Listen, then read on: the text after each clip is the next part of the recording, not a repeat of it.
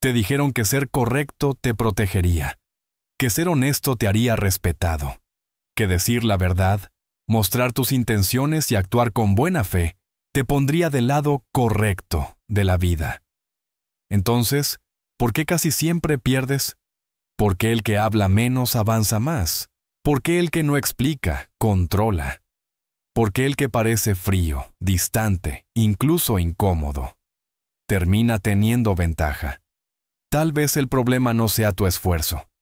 Tal vez no sea tu capacidad.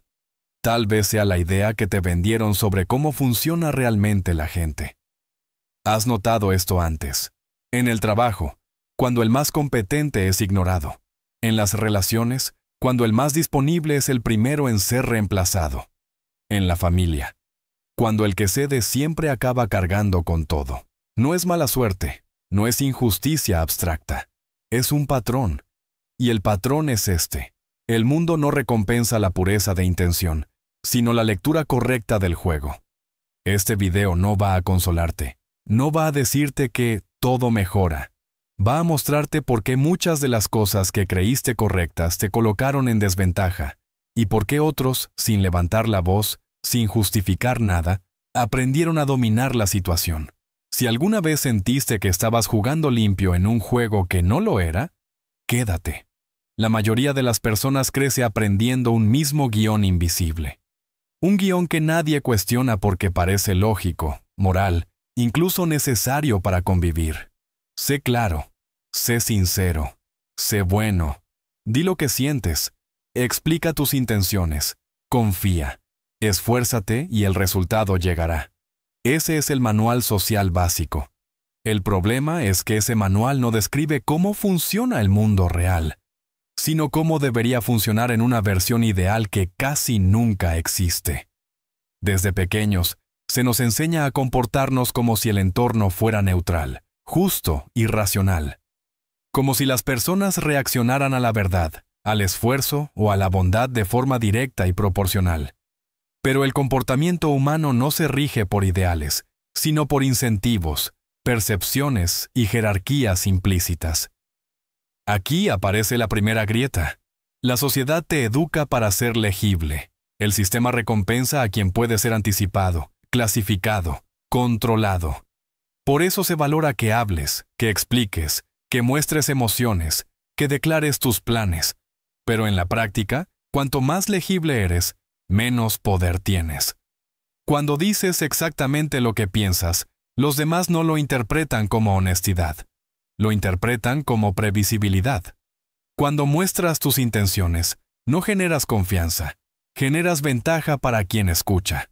Cuando actúas siempre con buena fe, no te perciben como noble, te perciben como seguro de explotar. La regla real, la que casi nadie dice en voz alta, es esta. Las personas no responden a lo que es justo, sino a lo que les conviene en ese momento. Y eso cambia todo. El sistema social castiga ciertas conductas no porque sean incorrectas, sino porque alteran el equilibrio de poder. Ser demasiado disponible, demasiado transparente o demasiado dispuesto a ceder rompe ese equilibrio, pero en tu contra. Observa cualquier entorno humano, una oficina, una familia, un grupo de amigos, una relación de pareja. El que siempre explica acaba justificándose. El que siempre está disponible pierde valor. El que siempre da primero enseña a los demás que puede dar más. El que siempre entiende, enseña a los demás que no habrá consecuencias. No es crueldad consciente, es psicología básica. El cerebro humano evalúa valor a través de señales, no a través de intenciones. Escasez, control emocional, ambigüedad, límites. Esas son las señales que el inconsciente respeta. La sociedad, sin embargo, te enseña lo contrario. Que poner límites es egoísta, que callar es sospechoso, que no explicar es arrogante, que no ceder es falta de empatía. Y así, muchas personas bien intencionadas terminan atrapadas en una paradoja silenciosa. Cuanto más correctas intentan ser, menos respeto reciben. No porque estén haciendo algo malo, sino porque están siguiendo reglas que no gobiernan el juego real.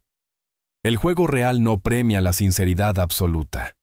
Premia la gestión de información. No premia el esfuerzo visible. Premia el resultado percibido. No premia la bondad sin límites.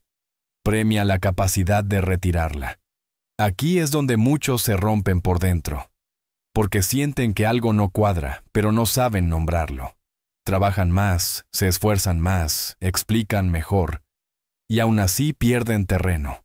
Ven como otros, aparentemente menos morales, menos transparentes, avanzan con menos fricción. Entonces aparece la culpa. Tal vez no soy suficiente. Tal vez debería esforzarme más. Tal vez el problema soy yo. No. El problema no eres tú. El problema es que estás jugando ajedrez con las reglas del dominó. La sociedad necesita que la mayoría crea en el mito del mérito visible y la honestidad total, porque eso mantiene el sistema estable. Personas previsibles, abiertas, emocionalmente accesibles, son más fáciles de dirigir, cargar y reemplazar. Los que entienden las reglas reales no suelen explicarlas, no porque sean malvados, sino porque explicarlas les haría perder ventaja. Ellos entienden algo simple. El poder no se toma, se ocupa cuando otros lo dejan libre. Y cada vez que entregas tu posición psicológica por querer ser entendido, aceptado o aprobado, estás dejando ese espacio vacío. Este video no trata de volverte frío, ni de convertirte en alguien falso. Trata de mostrarte que muchas de tus derrotas no fueron fallos personales, sino consecuencias lógicas de creer en un sistema que no opera como te dijeron. Una vez que ves esto, algo cambia. No te vuelves cínico, te vuelves lúcido. Y desde esa lucidez, por primera vez, puedes empezar a observar el comportamiento humano sin engaños y entender por qué algunos ganan sin explicarse, mientras otros se desgastan tratando de hacerlo todo bien. Cuando empiezas a observar a las personas sin el filtro moral, aparecen patrones incómodos. No lo que dicen, no lo que creen ser, sino cómo reaccionan automáticamente ante ciertas señales. Porque la mayor parte del comportamiento humano no es consciente, es reflejo. Por ejemplo, la reacción frente a la amabilidad. A nivel racional, todos dicen valorar a la gente buena. A nivel instintivo, la amabilidad constante activa otra lectura: ausencia de amenaza. Cuando alguien es siempre comprensivo, siempre disponible, siempre dispuesto a ceder, el cerebro ajeno no registra bondad, registra bajo costo. Y lo que tiene bajo costo se usa. No porque el otro sea malvado, sino porque el sistema nervioso humano está diseñado para optimizar beneficios con el mínimo riesgo. Por eso ocurre algo que muchos han vivido pero pocos han nombrado. Cuanto más das sin fricción, menos impacto tiene lo que das. En el trabajo, el empleado que siempre dice que sí termina cargando con tareas que no le corresponden. No porque sea el mejor, sino porque es el que no genera resistencia. La resistencia, aunque sea silenciosa, es una señal de valor. El cerebro humano respeta lo que no puede mover fácilmente. Lo mismo ocurre con la sinceridad emocional. Nos enseñaron que expresar lo que sentimos fortalece los vínculos, pero en la práctica, la sobreexposición emocional produce el efecto contrario: desbalance. Cuando una persona muestra todas sus dudas, miedos, inseguridades y necesidades, el otro obtiene información estratégica sin pagar ningún precio. Sabe dónde duele. Sabe qué perdería esa persona. Sabe hasta dónde puede presionar. No tiene que usarlo conscientemente. Basta con que su comportamiento se ajuste a esa información. Por eso, en muchas relaciones, el que más se abre acaba adaptándose más. Y el que se adapta más, pierde posición. El problema no es sentir. El problema es convertir el sentimiento en moneda gratuita. Otro reflejo humano clave es la reacción ante la debilidad. La debilidad explícita genera dos posibles respuestas: protección o dominación. Y la protección solo aparece cuando hay un vínculo fuerte y un costo alto por dañar al otro. En contextos impersonales, empresa, jerarquías, negociaciones, incluso relaciones modernas, La debilidad rara vez genera cuidado, genera oportunidad. El que muestra que necesita demasiado, que teme perder, que no puede irse, pierde poder de negociación de forma automática. No porque el otro lo decida fríamente, sino porque el equilibrio se rompe. El cerebro busca estabilidad jerárquica. Cuando detecta a alguien dispuesto a bajar su posición para mantener el vínculo, ajusta el trato hacia abajo. Por eso el exceso de disponibilidad suele terminar en desinterés. Por eso el que siempre está acaba siendo invisible. Por eso el que nunca se va no es retenido. Luego está el silencio. El silencio incomoda porque no ofrece información. Y donde no hay información, el cerebro proyecta. Cuando alguien no explica, no se justifica, no responde de inmediato, no llena los espacios, los demás empiezan a preguntarse cosas. ¿Qué piensa? ¿Qué sabe? ¿Hasta dónde llega? Ese vacío crea tensión psicológica, y la tensión eleva estatus. No porque el silencioso sea superior, sino porque no se deja leer fácilmente. La mayoría huye de ese silencio porque teme ser malinterpretada, pero en realidad, la interpretación ajena siempre ocurre. La diferencia es si tú la controlas o la regalas. Otro patrón fundamental: ¿cómo reaccionamos ante quien no necesita aprobación? El ser humano es profundamente sensible a la dependencia emocional. Detecta, sin saber cómo, quién necesita gustar y quién no. El que necesita gustar ajusta su conducta. Ríe cuando no quiere, cede cuando no conviene, calla cuando debería marcar un límite.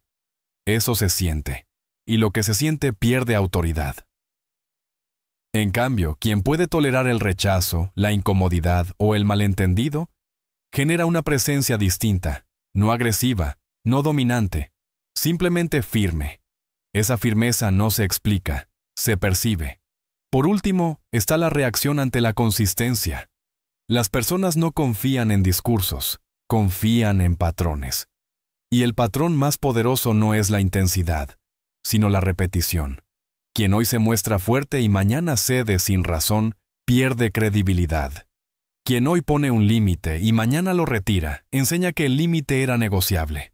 Quien hoy se indigna y mañana lo justifica, enseña que la indignación no tenía peso. La inconsistencia debilita incluso a la persona con buenas intenciones. En cambio, alguien que mantiene su posición sin dramatizar, sin explicar demasiado, sin reaccionar emocionalmente, se vuelve predecible en lo importante e impredecible en lo accesorio.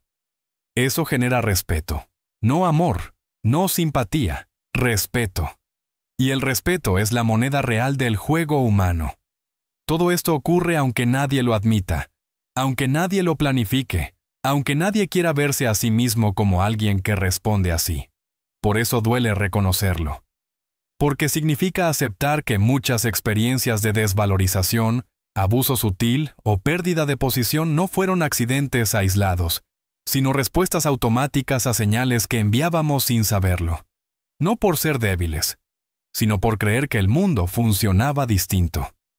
Cuando entiendes esto, dejas de tomarte todo como algo personal. Empiezas a ver el tablero, y en el tablero no gana el más bueno ni el más sincero.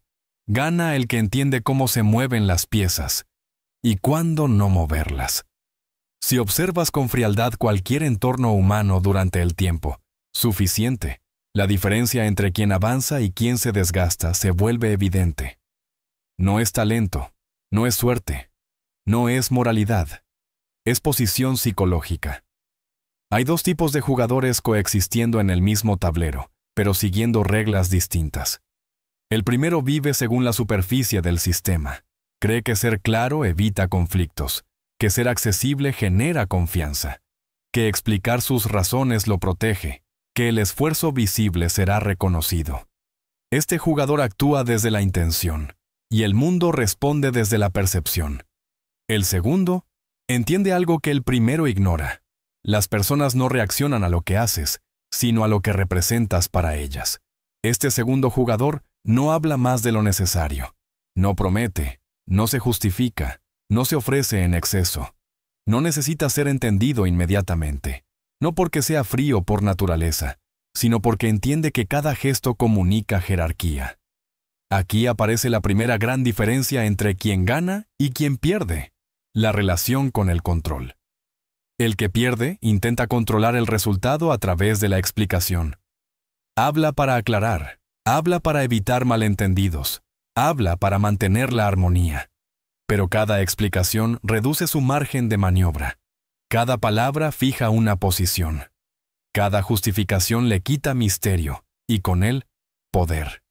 El que gana no controla el resultado, controla su posición interna. Sabe que no necesita cerrar todas las interpretaciones. Tolera ser malinterpretado. Tolera el silencio incómodo. Tolera que el otro no esté seguro. Esa tolerancia es fuerza. En el trabajo, el primero busca ser indispensable. Responde rápido. Asume tareas extra. Soluciona problemas que no creó. A corto plazo parece valioso. A largo plazo se vuelve reemplazable. Porque el sistema no premia al que sostiene, sino al que puede retirarse sin colapsar todo.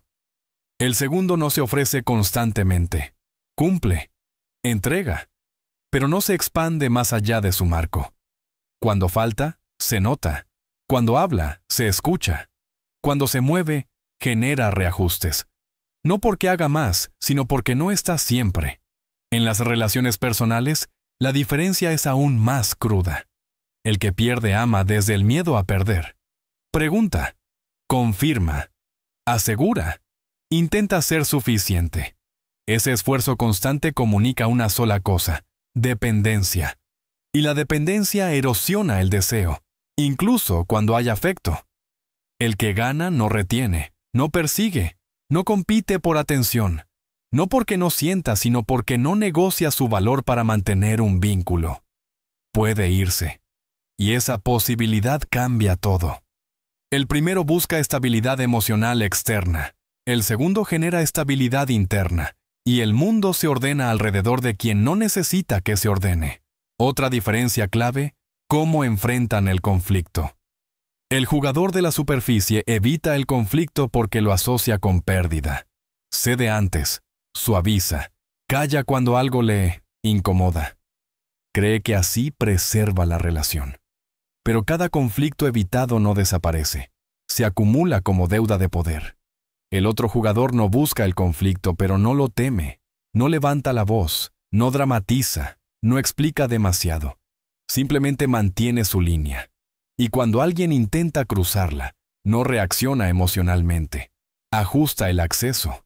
Eso es algo que el primero no entiende. No todo se discute, no todo se negocia, no todo se explica. Algunas cosas simplemente se retiran. Quien no entiende esto cree que el segundo es duro, distante, incluso injusto. Pero lo que realmente está viendo es a alguien que no entrega su centro. También hay una diferencia brutal en cómo ambos manejan el tiempo. El que pierde está disponible, siempre responde, siempre contesta, siempre ajusta su agenda. Eso parece compromiso. En realidad, es ausencia de prioridad propia. El que gana protege su tiempo sin anunciarlo. No da excusas, no da explicaciones largas. Simplemente no está. Y lo que no está siempre se vuelve valioso. No por estrategia consciente, sino porque el cerebro humano asocia acceso limitado con importancia. Finalmente, está la diferencia más difícil de aceptar. ¿Quién carga con el peso emocional del entorno? El primero absorbe tensiones ajenas. Entiende a todos, justifica a todos, se adapta a todos. Termina cansado, confundido, resentido. Sin saber por qué. El segundo no carga lo que no es suyo. Observa, escucha, pero no internaliza.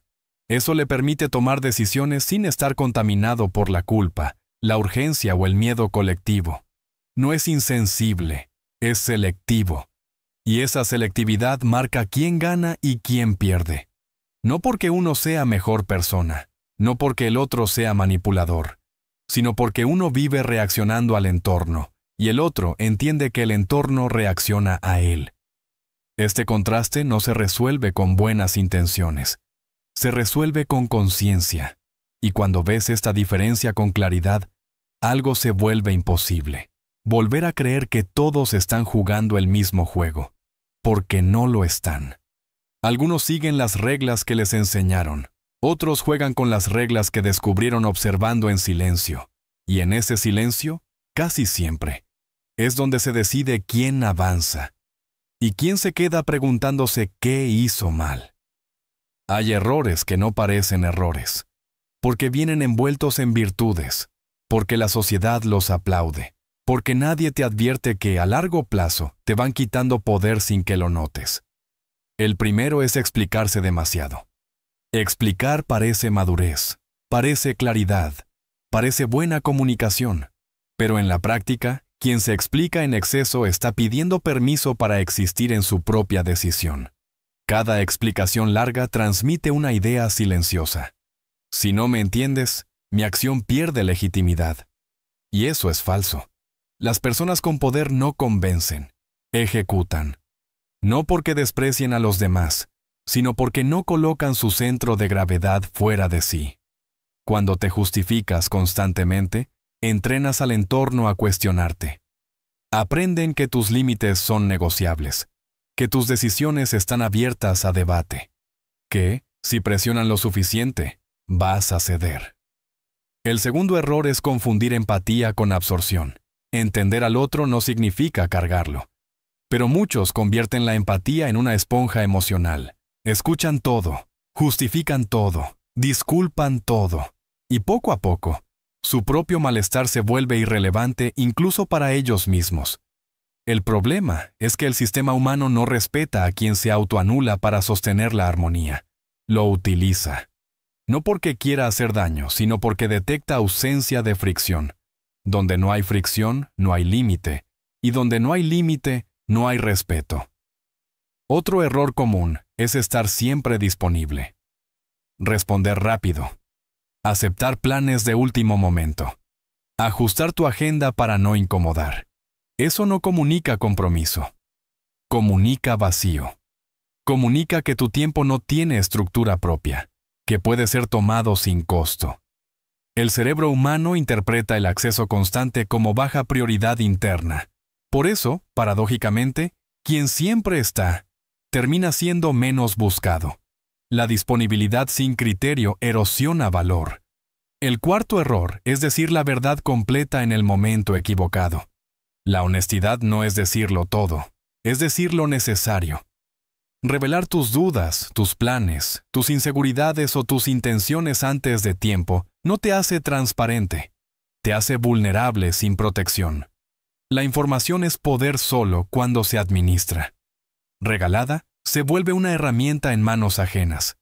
Muchos pierden posición no por mentir, sino por hablar antes de haber construido base.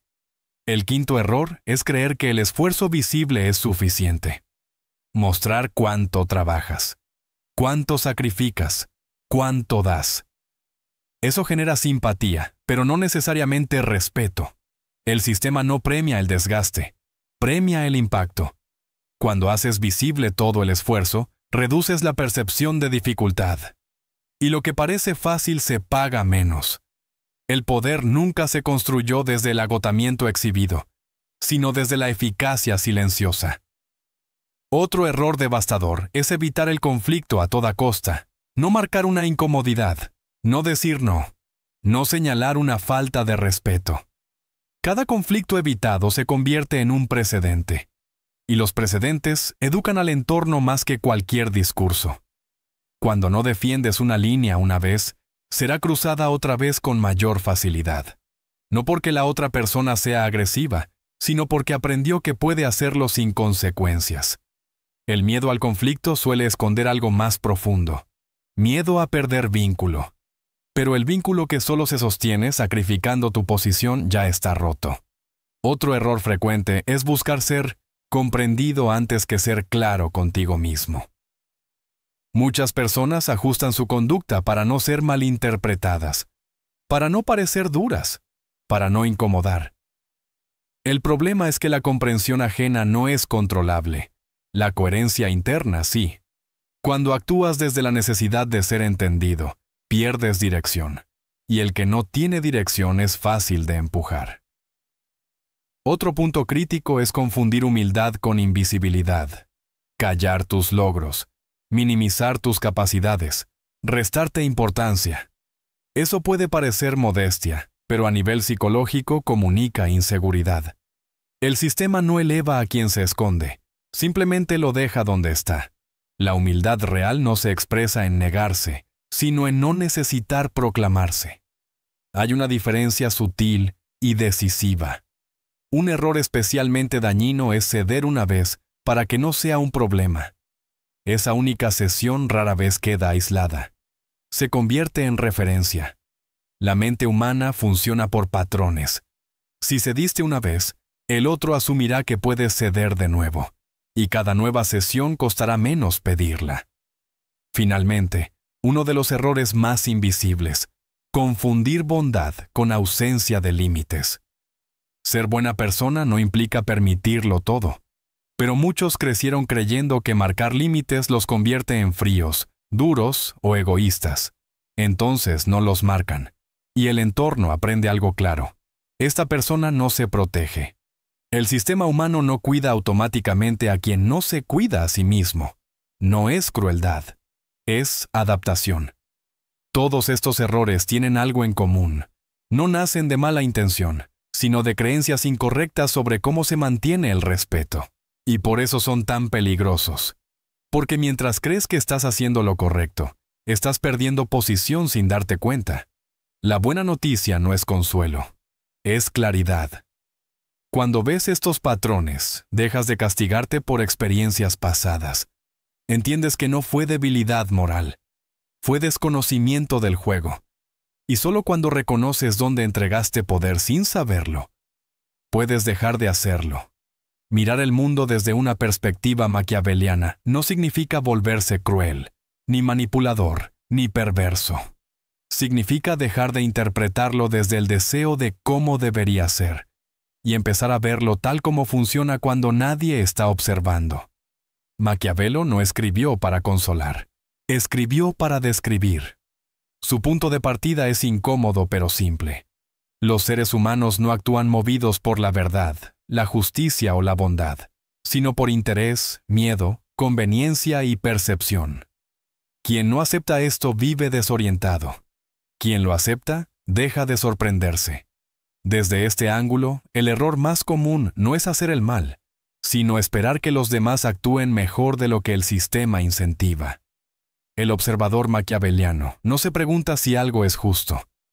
Se pregunta: ¿qué comportamiento está siendo recompensado aquí? Y casi siempre la respuesta es clara. No se recompensa al que dice la verdad, sino al que controla el relato. No se recompensa al que se esfuerza, sino al que puede retirarse. No se respeta al más bueno, sino al menos necesitado. Esta mirada no juzga, registra. Maquiavelo entendía que el poder no se mantiene a través de la virtud visible, sino a través de la gestión de percepciones, porque las personas no reaccionan a la realidad, sino a la imagen que construyen de ella. Por eso advertía contra dos peligros opuestos: ser odiado y ser despreciado. El odio es inestable, el desprecio es definitivo, y el desprecio nace cuando alguien se muestra demasiado accesible, demasiado emocional o demasiado explicativo. Desde esta lógica, muchas conductas socialmente celebradas son errores estratégicos. Decirlo todo no es honestidad, es entrega de ventaja. Mostrar todas las emociones no es autenticidad, es exposición sin defensa. Buscar ser querido no es conexión, es dependencia. El enfoque maquiaveliano no elimina la ética, pero la separa de la ingenuidad. Entiende que una persona puede ser íntegra y, aún así, no regalar su posición. Uno de los conceptos centrales aquí es el control interno. Para Maquiavelo, el príncipe más vulnerable no era el cruel, sino el reactivo, el que respondía desde la emoción, el que se dejaba arrastrar por la urgencia del entorno. El poder real comienza cuando dejas de reaccionar automáticamente, cuando no explicas cada decisión, cuando no respondes cada provocación, cuando no justificas cada límite, no porque ignores a los demás, sino porque no permites que marquen tu ritmo. Otra clave de esta mirada es la relación con el miedo. La sociedad demoniza el miedo, pero Maquiavelo lo entendía como una fuerza estructural, no algo que se impone, sino algo que emerge cuando hay consecuencias claras. No se trata de que te teman, se trata de que no te perciban como inofensivo. Cuando alguien sabe que no puede presionarte sin perder algo, ajusta su comportamiento, no por respeto moral, sino por cálculo. Esto explica por qué las personas que no negocian su centro suelen ser tratadas con mayor cuidado, incluso sin pedirlo. El maquiaveliano no busca agradar, busca no ser manipulado, y entiende que la manipulación rara vez es explícita. Suele venir disfrazada de necesidad ajena, urgencia emocional o apelación a la culpa. Por eso valora el silencio. El silencio no como castigo, sino como filtro. Quien habla poco deja menos puntos de entrada. Quien no explica todo obliga al otro a posicionarse. Quien no se precipita conserva margen. Maquiavelo sabía que el poder se erosiona cuando se vuelve demasiado visible, demasiado predecible, demasiado justificable. La previsibilidad tranquiliza, pero también invita a ser usado. Desde esta óptica, la consistencia importa más que la intensidad. No necesitas demostrar fuerza. Necesitas no romperte. No necesitas ganar todas las discusiones. Necesitas que no te desplacen. No necesitas convencer. Necesitas que tus límites sean creíbles. El maquiaveliano observa las relaciones como sistemas de intercambio, no solo de palabras, sino de atención, tiempo, energía y tolerancia. Y sabe algo clave: lo que da sin costo se devalúa. Lo que se retira con calma se respeta. Esta mirada también entiende la soledad de forma distinta. La mayoría teme quedarse sola porque asocia soledad con abandono. El enfoque maquiaveliano la ve como autonomía estratégica. Quien puede estar solo no negocia desde la necesidad. Y quien no negocia desde la necesidad tiene ventaja, no porque domine al otro, sino porque no depende. Finalmente, esta perspectiva no promete tranquilidad emocional. Promete claridad. Te quita la fantasía de que el mundo va a recompensar automáticamente lo correcto. Te quita la expectativa de que los demás cuiden tu posición por ti. Te quita la ilusión de que ser bueno es suficiente. Pero a cambio te da algo más sólido. Comprensión. Comprensión de por qué ciertas dinámicas se repiten. De por qué algunos avanzan sin explicarse. De por qué el respeto aparece cuando dejas de perseguirlo. No te dice qué hacer. Te muestra cómo mirar. Y una vez que miras así, ya no puedes volver a creer que el juego era distinto.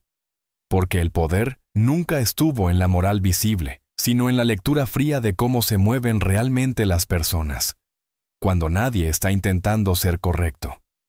Llegados a este punto, no hay una lección que aprender, ni una conducta que imitar. Solo queda algo más incómodo. Ver. Ver que muchas de las situaciones que te hicieron dudar de ti no fueron fracasos personales, sino fricciones naturales entre quien sigue reglas visibles y un sistema que opera con reglas invisibles. Ver que no todo lo que se pierde fue porque hiciste algo mal, sino porque hiciste algo correcto, en el contexto equivocado. Cuando entiendes esto, desaparece una necesidad profunda, la de explicarte constantemente. Ya no buscas convencer, ya no persigues aprobación, ya no intentas salvar cada vínculo, no porque te vuelvas frío, sino porque dejas de ser ingenuo. Empiezas a notar el silencio entre las palabras, las pausas antes de una respuesta, las miradas cuando no reaccionas, los pequeños ajustes de trato cuando ya no estás siempre disponible. Nada de eso es casual. El mundo responde distinto cuando no entregas tu centro. No mejor, distinto. Y esa diferencia se siente. No hay euforia aquí. No hay promesa de victoria. Solo una lucidez tranquila, casi incómoda, que te acompaña cuando observas una conversación, una negociación, una relación, y ves exactamente dónde se mueve el poder. A veces te darán menos cariño, a veces menos acceso, a veces menos cercanía, pero también menos carga, menos desgaste, menos autoengaño. Entiendes que no todo se gana insistiendo, que no todo se arregla explicando, que no todo merece una respuesta. Algunas cosas simplemente se dejan caer. Esta forma de ver el mundo no te convierte en alguien superior. Te vuelve responsable de tu posición. Ya no puedes decir no sabía. Ya no puedes fingir sorpresa. Ya no puedes esconderte detrás de la buena intención. Y eso pesa. Porque ahora sabes que el respeto no se pide, la posición no se negocia y el poder no se regala. Se pierde cuando no se protege. El silencio que queda después de entender esto no es vacío, es espacio. Espacio para elegir cuándo hablar, cuándo retirarte, cuándo estar y cuándo no. No hay un final optimista aquí, tampoco uno oscuro. Solo la sensación de haber despertado en medio del juego, sin aplausos, sin explicaciones, sin promesas, y quizá, por primera vez, sin la necesidad de que alguien más valide lo que ya ves con claridad. Porque una vez que entiendes las reglas reales, ya no necesitas creer en ellas, solo observarlas, y seguir caminando, con menos ruido y mucho más control.